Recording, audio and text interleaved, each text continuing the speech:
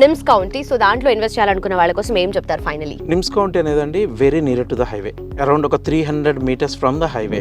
ఇంకోటి ఏంటంటే నిమ్స్ కౌంటీలో మేము ఏదైతే అప్రోచ్ రోడ్ లోపలికి ఇస్తున్నామో అది bigger road, 80 feet road already. అది కంకోల్, ఈ కంకోల్ ఏదైతే ఉందో future municipality, already previously already sanction. ఇది మున్సిపాలిటీ, ఈ మున్సిపాలిటీకి ఆల్రెడీ ఇన్నర్ రింగ్ రోడ్ ఉంది. మనకి ఎట్లయితే అక్కడ రింగ్ రోడ్ ఉందో, రీజనల్ రింగ్ రోడ్ ఉందో, ఇక్కడ ఇన్నర్ రింగ్ రోడ్ ఉంది. కంకోల్ అనే ఏరియాకి ఇన్నర్ రింగ్ రోడ్ ఉంది. ఆ inner ring road major road మా వెంచర్లో నుంచి వెళ్తుంది, మా వెంచర్లో నుంచే పాస్ అవుతుంది. ఇంకొకటి ఎగ్జిస్టింగ్ ఆల్రెడీ కంకోల్ ఏదైతే ఉందో దాన్ని ఆల్రెడీ టచ్ అయి ఉంటుంది. మా వెంచర్కి ఆల్రెడీ హౌసింగ్ టచ్ అయి ఉంటుంది.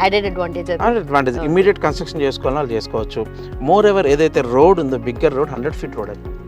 So these are the main advantages అండి. హైవే నుంచి ఒక 300 meters, కంపారిటివ్లీ ఒక స్ట్రాంగ్ పాయింట్ అండి. ప్రైజింగ్ వైజ్ కస్టమర్ వచ్చి ఎంక్వైరీ చేసుకున్న ఒక 15% డిస్కౌంట్తోనే ఆ ప్రాజెక్ట్ అయితే లాంచ్ చేయడం జరిగింది. ఓకే, అండ్ రిజిస్ట్రేషన్ మెయిన్ చాలా పెద్ద డౌట్ ఇది, రిజిస్ట్రేషన్ గురించి చెప్తారా? రిజిస్ట్రేషన్ అండి, ఈ 2 projectsలో మీరు రిజిస్ట్రేషన్ ఎక్కడ ఏ పెండింగ్స్ అయితే లేవండి.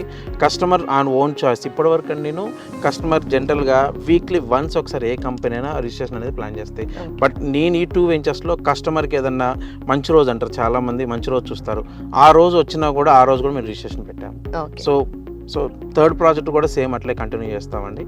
సో రిజిస్ట్రేషన్స్ అయితే ఎప్పుడు మేము ఎక్కడ ఏం ప్రాబ్లం అయితే మా వెంచర్స్.